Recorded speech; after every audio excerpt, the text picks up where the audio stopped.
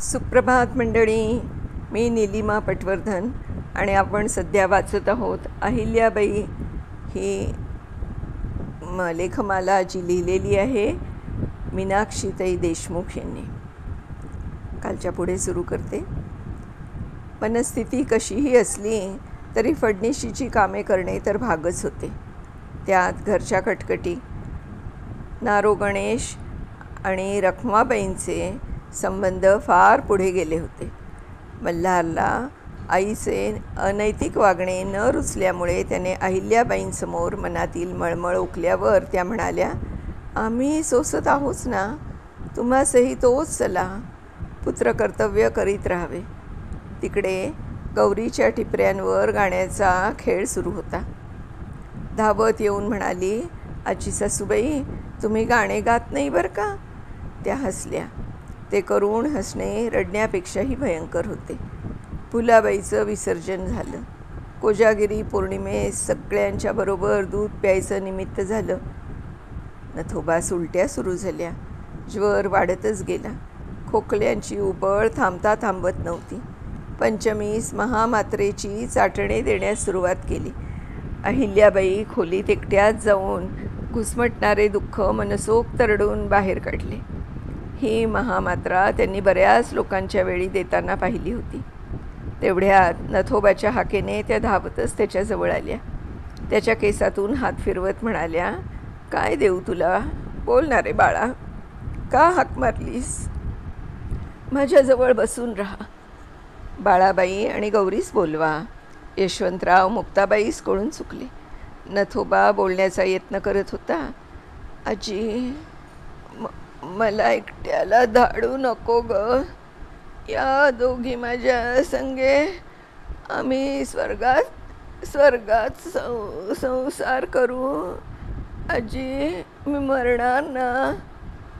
एवढ्या बोलण्याने त्याला उबळ आली. तोंडातून रक्त उघळले. अहिल्याबाईंच्या शुभ्र पातळावर रक्ताचे डाग भयंकर दिसू लागले.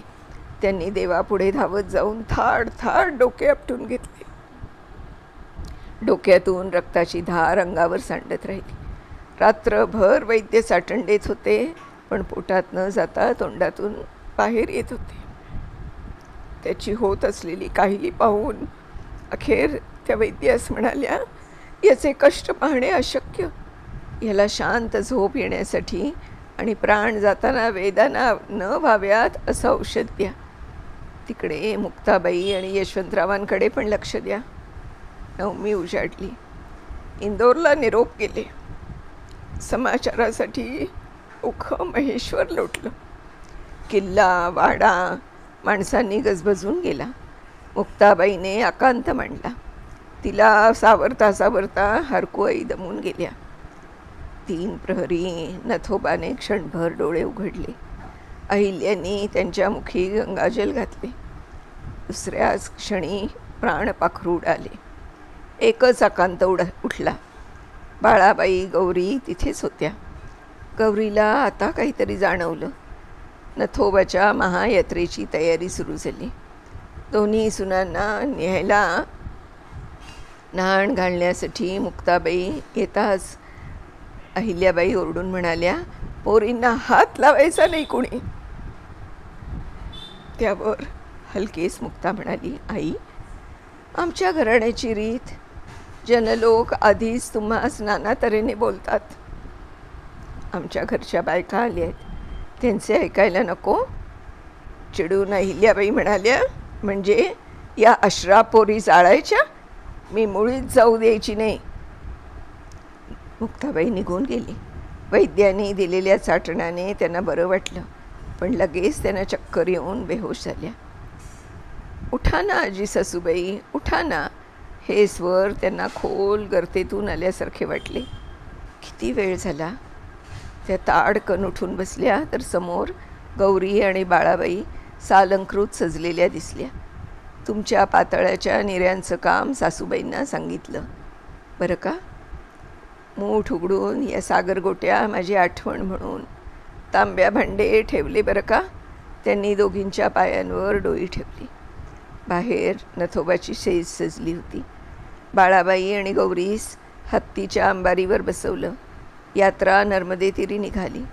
अहिल्याबाई, मुक्ता, हरकूआई पायी चालत निघाल्या. गौरी अंबारीतून वाकून त्यांच्याकडे पाहत हात हलवीत होती आणि त्यांना ब्रह्मांड आठवत होतं. सागरगोट्या, पातळ्याच्या निऱ्या. अहिल्याबाई खाली कोसळल्या. वरून गौरी ओरडत होती, आजी सासूबाई, लागलं का हो फार? वैद्याला बोलवा. सागरगोटा, हलवू नका हं. आजी सासूबाई, आजी सासूबाई. अहिल्याबाईंना एक पाऊल टाकणं कठीण. त्यांना धरूनच वाड्यात आणावं लागलं. गेल्या माझ्या चिमण्या भुलाबाई, माझ्या कोवळ्या कळ्या गेल्या. गुलाबाचं फूल गेलं. बाग उजाड झाली. मुक्ताबाई, तुझं दुःख कसं निवारू? मला बेहोश होण्यासाठी अफू द्या रे कुणी. सगळी माणसं चमकली. आयुष्यभर ज्याचा तिटकारा केला ती अफू त्या आज मागत होत्या स्वतःहून. दुःख, दुःख, असह्य दुःख. हृदय फाटून येणार. मंडळी, याच्या पुढचा भाग आपण उद्या वाचणार आहोत. खूप हृदयद्रावक आहे, पण सत्यकथा आहे. या लेखाचं लेखन केलेलं आहे मीनाक्षीताई देशमुख यांनी आणि मी नीलिमा पटवर्धन त्याचं अभिवाचन करते आहे. तर उद्या नवीन भागासह पुन्हा भेटूया. तोपर्यंत नमस्कार.